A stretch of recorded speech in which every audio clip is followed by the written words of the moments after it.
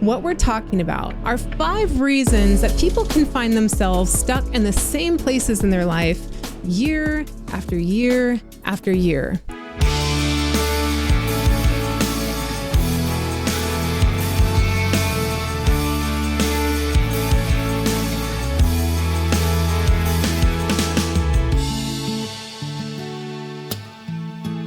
Welcome to the Rewire4Success podcast. I'm your host, Katie Johnson. Today, what we're talking about are the 5 main reasons that people find themselves stuck in the same places in their life year after year after year. And if that's been you and you've ever been in that place, it can feel so frustrating and defeating, whether that's from a wound that you're trying to get over, trying to lose weight, trying to get to a healthier place in your marriage, building a thriving business, getting out of a job that you hate, or figuring out what your passion and purpose really is. Suddenly another year rolls around and you wonder, where the hell did the time go? And what were you doing with all of it, right? So I think unless you're a superhuman, we can all relate to this experience. And it's really the only way that we learn what it takes to get extraordinary results is by experiencing that pain first of what it's like when we don't, right? So today, I want to cover 5 of those main reasons that I believe people tend to find themselves in the same ruts despite wanting so badly to be out of it. All right, so first, they're arguing with reality. Now, I want to keep in mind with you that why do I even know some of these things to talk about? Because I have gone through them and done them to myself. So let's just make that perfectly clear to begin with. So what does that even mean? Well, it means that we're trapped in the same cycles of thought in our minds. We're wishing that something was different than the way it actually is. So this is where a lot of people stay in a suffering state, not knowing that they're causing their own suffering by wanting something to change that they can't change. So like for me, I was stuck in this place when I was going through my divorce. I was in such deep grief of finally having to give up on the vision of what I believed my life was going to look like and what I wanted my boys to get to have.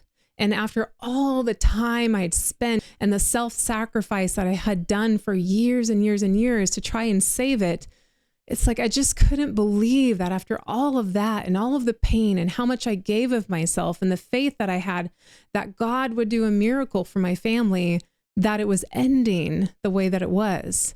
And it absolutely devastated me. So part of my healing process and the ability to move on with my life was having to come to accept that the only thing that is what is. There was no alternate reality.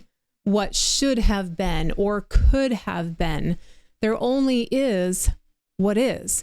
So it was when I accepted that he was who he was and not the person I thought he was or wished he was going to become, that I began to feel my mind finally be able to release some of that depth of sadness and suffering. Those things weren't reality. And I was arguing with reality by thinking that way. So was it just like that I got over it after realizing this?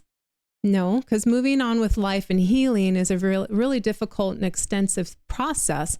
But this was at least that step that helped me to keep going on that healing path instead of staying stuck in the same place. Some other examples of arguing with reality could be things like wishing someone were still alive who's no longer with us, wishing you had a better financial situation, wishing you hadn't gained all the weight back, wishing your best friend hadn't done something so hurtful to you, wishing that you had a better boss, wishing your kids respected you more, wishing your husband cared more about helping you around the house, wishing you could take back something that you did, or believing you should be further along in your life than you are, believing that you shouldn't be feeling the feelings that you're going through. There's lots and lots and lots of examples of arguing with reality, but what it all boils down to is resisting accepting what is. Why do we do this? Well, I think it's because we believe that if we accept it, that it means that it's okay with us. And that can obviously be further from the truth, but accepting something as it is does not mean that we're approving of it or that we want it to be that way. What it means is that we're able to mentally process the truth of reality. So what this allows us to do is it allows us to let go of the things that we can't change, and it frees up our mental energy and space to focus on the things that we do have control over. Let me go back using the examples that I just gave you and show you what we can actually do when we stop arguing with reality. Once I accept my marriage is over, I can begin the healing and rebuilding of my life. Once I accept someone I love is no longer alive, I can process the loss and I can celebrate the memories and time that we did get to have together and honor their life, but what I decide to change or do with my own because of the impact that they had on me. Once I accept my financial situation, maybe I'm in significant debt, then I can get to work on earning the extra money I need to figure out how to earn to pay it off. Once I accept that my best friend hurt me, I can evaluate the friendship to see if it's actually a healthy relationship to stay in or not. And once I accept that my boss is an asshole, I can decide if spending 8 hours of my day every day around that person is actually worth the income that I'm making. Once I accept that my kids aren't treating me the way that I want them to, then I can talk with them about what I'm feeling and I can set boundaries with them. Once I can accept that my husband isn't going to just magically notice and offer to help with the kids or things that I need around the house, I can talk with him about what I'm needing and how important it is to our relationship that I don't feel like a single parent. Once I can accept something that I did, then I can dig deeper to understand why I did this thing that wasn't in alignment with who I believe myself to be or want to be. And I can work on fixing that root problem. Once I accept that I'm not making the progress I want to in my life, then I can begin evaluating what's missing and what do I need to master in order to be in a different spot in a few months or a few years. Once I accept my feelings for being there and what they are, I can validate them by understanding where they came from and work on healing the source of the wounds. Life is hard. And many of these things, they're not easy to accept. I get it. But it's when we do that we actually find that we can move forward. You can see how it's possible for us to grow into a completely different version of ourselves when we can allow reality to be reality and then determine how we will dance with the existence of that reality. Here's the second reason why people can stay stuck in a rut. It's because they don't recognize that they have a victim mentality. Now, if one of the initial feelings you get when I say that is this feeling of anger, I want you just to take a deep breath and I want you to pause here for a minute. Let your guard down just a bit for a few minutes, because being open to hearing this could actually be a life-changing moment for you. There is a big difference between being a victim and being someone who has a victim mentality. Though there are things that have happened in my life that I didn't have a choice to decide on, whether I wanted to endure the pain, the damage, or lasting effects of things I was put through, I am not someone who wishes to have a victim mentality as a result of those things. A victim mentality gives away power. It focuses on the things that are outside of us and outside of our control.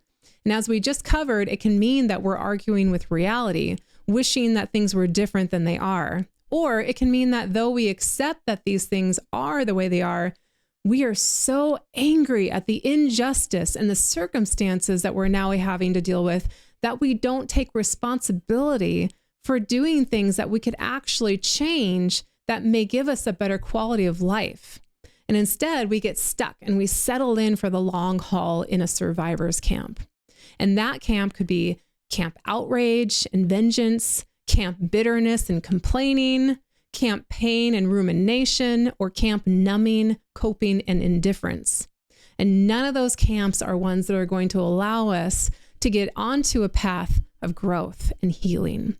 They taint our worldview and they create a reality that we allow then to become our mental prison.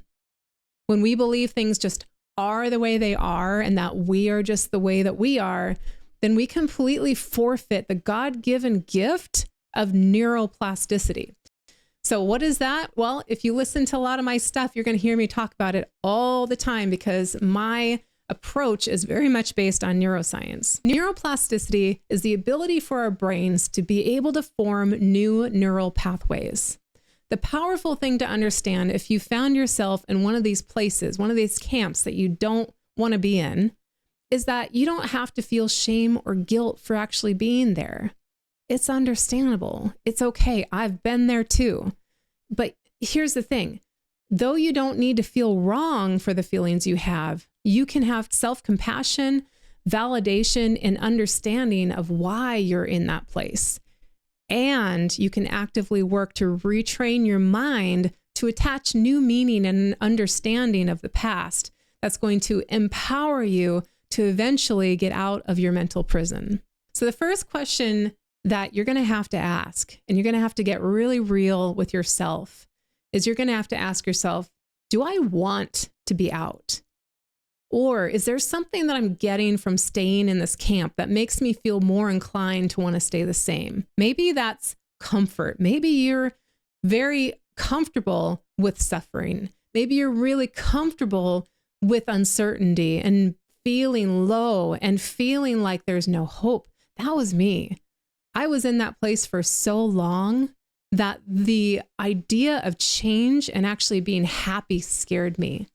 And if we're not careful, we can become so afraid of the things that aren't comfortable that we allow ourselves to stay in that suffering state, and that's on us. So you have to ask yourself, do I really want to change this? Because on the reverse side of victimhood is accountability. While your circumstances may not be your fault, they are your responsibility. And that doesn't mean that you caused it. It just means that you have the ability to respond to your circumstances and therefore change the outcome. One of the most powerful truths that I ever learned on my personal development journey was from a book that I read that said, quote, "There is nothing currently in your life that you aren't allowing to be there." Now, I remember very, very clearly sitting there on my bed. It was late at night and I was reading this, and I was so broken. And I was reading these words and I was furious. It made me angry because I certainly was not choosing to have the damaging effects of relationship betrayal in my life. So how could someone have the audacity to make this kind of statement that nothing, like she doesn't know my life, nothing in my life is there without me allowing it to be? So I sat on that for a while and really began to examine whether there was any truth to that statement. Was I actually allowing this to happen? Did I have say in whether I continued to suffer? Had my choices been part of the lead up to this? The answer was yes. Whether I knew what was going to happen or not, the choices that I made were mine. And why I made those choices also came down to me. No one else had made my choices for me. So accepting this statement means that we're accepting that we and no one else is 100% responsible for our life. No one else is going to make our choices for us or determine our perspectives. So to take 100% radical responsibility, that takes courage, and it gives us power to decide and power to change, power to train our own brains, and the power to create our outcomes. New York Times bestselling author Jack Canfield, he uses a simple formula that illustrates this concept perfectly. It's E plus R equals O. And E is for the events that occur in our lives. R stands for our response to each of those events. And O is the outcomes that we experience as a result of our responses. Think about this for a minute. Two people can experience the same event, but because they chose to process and respond differently, their outcomes are significantly different, sometimes completely the opposite. And when we can fully grasp that we are the ones 100% responsible for our life, that's when we can let go of the victim mentality and we can actually begin to focus on the things that we do have control over and recognize that we have say in what our outcome is going to be. Here's a third reason that people can stay stuck. It's that they don't examine their own limiting beliefs, and instead they just accept and believe whatever it is that their brain tells them. So Let's first define what limiting beliefs are. Limiting beliefs are self-imposed beliefs that restrict us from achieving our fullest potential. They come from deep in our subconscious, and most of the time, we don't even recognize them for what they are or where they originated from. We don't see the world as it is. We see the world as we are. Our subconscious isn't designed to sort through and interpret thoughts. That's our conscious brain's job. When you haven't spent the intentional time on self-examining your thoughts, then the natural consequence is that we become a reactor to our thoughts instead of a director of them. So we take thoughts and then we put a lot of weight to them and we trust in them as being facts. But thoughts aren't facts at all, especially when they are fear-based. If anything, what we can see them as are smoke signals, a way for your brain to try and grab your conscious's brain attention to help you investigate the source of the distress. Let me give you an example of limiting beliefs that can come up and how our brain can interpret them as facts instead of just something that we need to investigate. So for many of you listening, likely you're on a path to uncovering your truest self, living a more empowered, awakened, and purpose-filled version of you, right? So as you begin to step out of your comfort zone and find your passion, you're likely going to begin to share a truer and less filtered version of yourself to your friends and family, or maybe on social media. And in that process, you may even get inspired for what you could do with that passion. But just as quickly as the inspiration happens, a little voice in your head speaks up and it warns you, don't say anything that might be offensive or cause people to have something critical to say about you. So instead of speaking up to stand out, you end up speaking up to blend in and therefore end up speaking to no one. So how do we stop letting limiting beliefs hold us back? Well, we first need to recognize them for what they are. Put that belief into words on paper so you can actually see what it is that you're believing that isn't empowering you. You could say on paper and write out, I believe that if I speak up and share a different perspective other than what other people think, then they're going to judge me and think that I'm unqualified to share my viewpoints. All right, there it is. Put it on paper. Now we can evaluate that. So next, we're going to become a skeptic of the belief. Begin questioning everything about them. All right, well, first, do I really only want to speak on things that most people are going to agree with me on? Do I really want to cater my post to the small percentage of people who might have something negative to say about me? Do I really care what people who aren't supportive of me think of me? And am I really unqualified to share my opinion or viewpoints?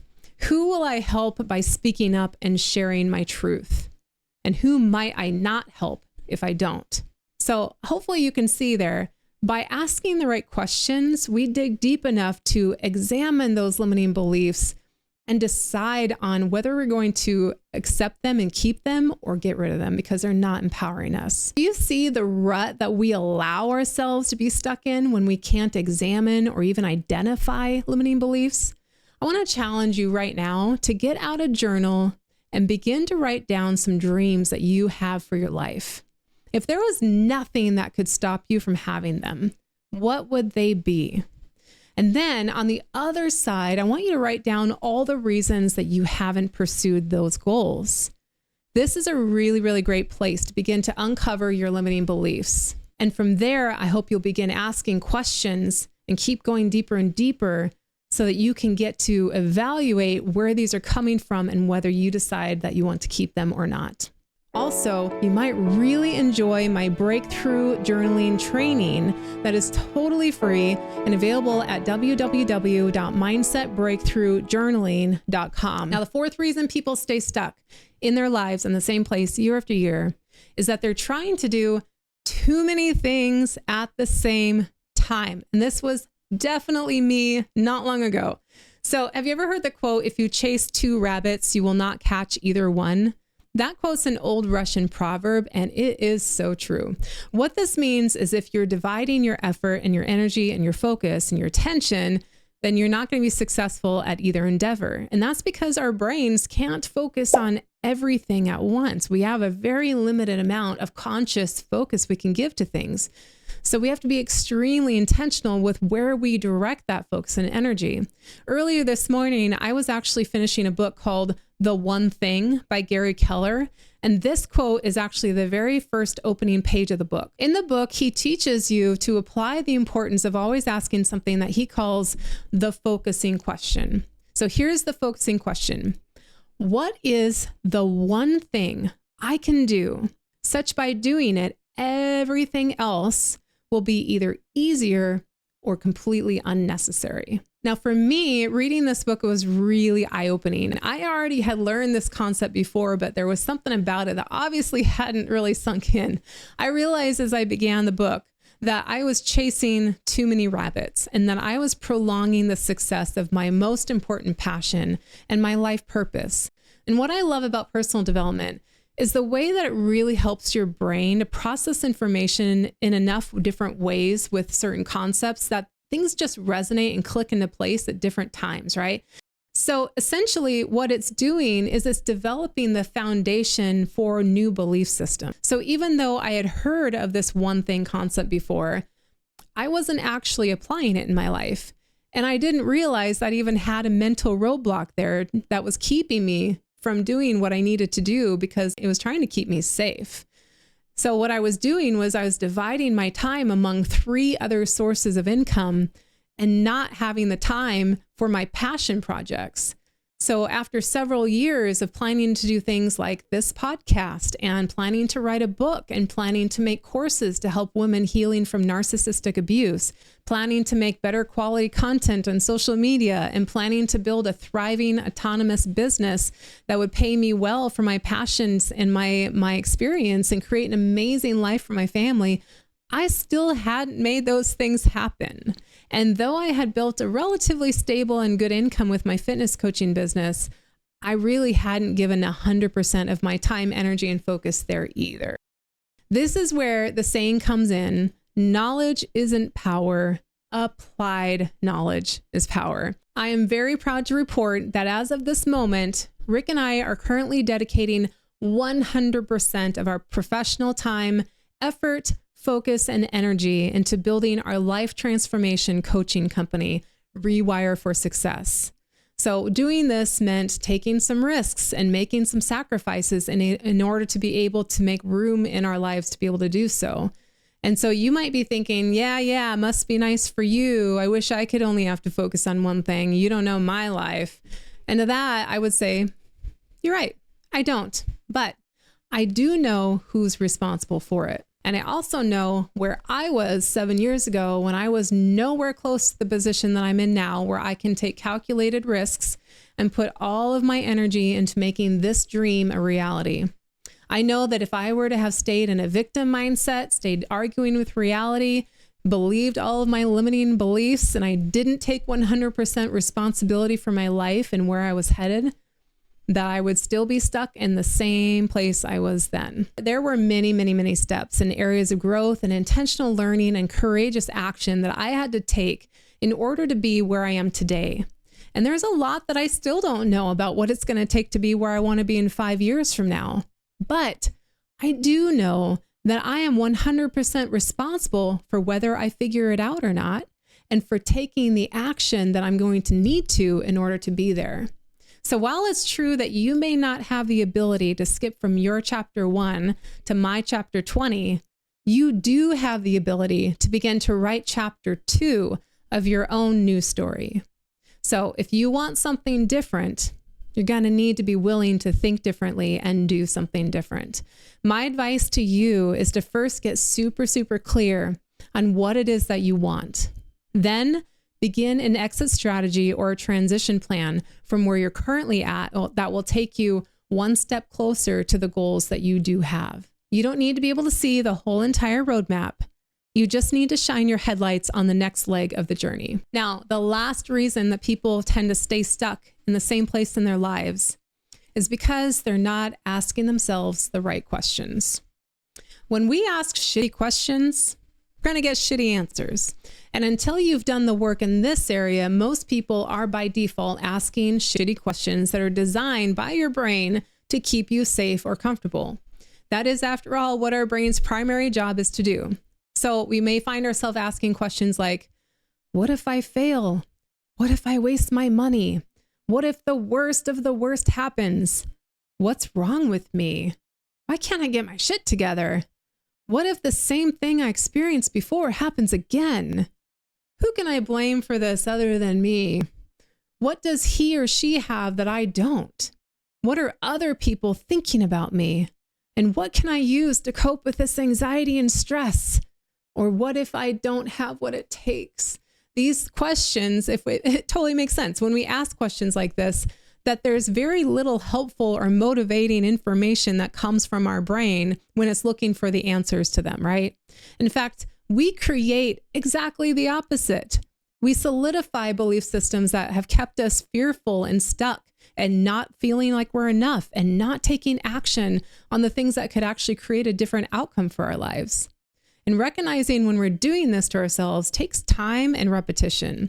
The more that we catch ourselves, the easier it gets to do something different. So let's look at some more empowering right questions we could be asking ourselves. What do I need to learn in order to become better at this? What is the missing piece to this puzzle that I'm trying to put together for my life? Who else has faced similar challenges that I could model myself after? What can I replace this bad habit with when I feel the need to cope with stress? What's going to help me feel less anxiety? What if everything goes right?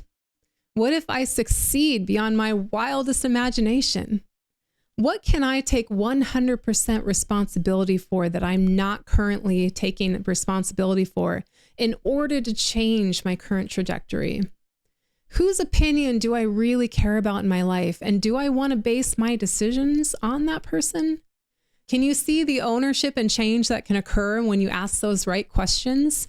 So, you may be thinking, yeah, but how do I know what questions to ask myself? Well, it can help a lot to have someone else regularly asking us the questions that we wouldn't naturally think to ask ourselves.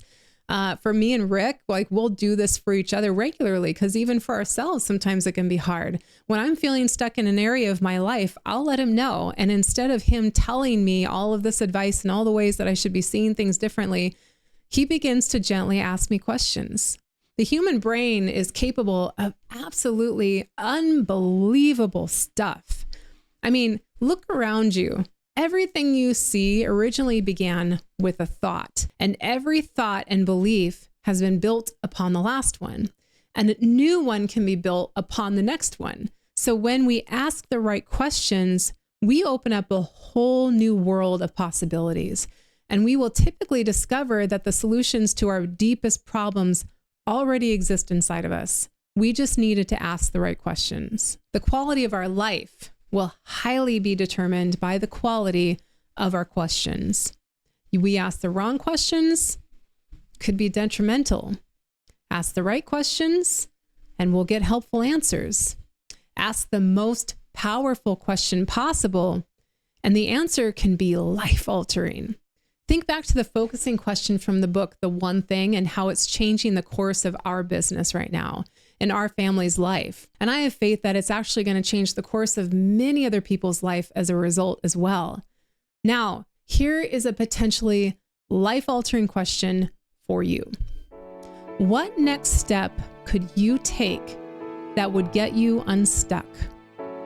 That 1 year from now, if you took this step, you can guarantee you wouldn't be in the same place looking for how to get unstuck. Do you think that if you hired a coach who specializes in mindset transformation, you might be in a different place a year from now?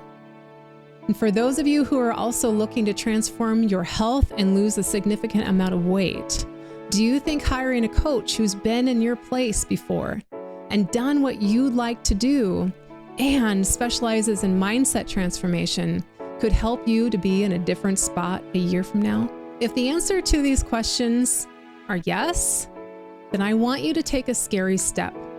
I want you to reach out to me and apply for a free clarity call. Now, what do I mean by apply?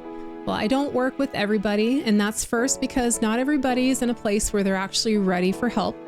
And not everybody's personality is a good fit to work together. So I like people to apply so I can look and see what they're going through in their life and determine whether there's someone that I really believe I can make a difference and help them. And you can find that form by going to www.rewire4success.life. Well, that is what I have for you today. I'm so happy that you chose to use this time to invest into yourself. If this spoke to you, please hit the subscribe button so you'll never miss another episode, and share it with somebody who you think could benefit from it also. I'm going to leave you today the way I plan to leave every episode. Remember today that you are worthy, that you matter. You are allowed to take up space in this world, and you are destined to become no one except who you decide to be. So be your programmer.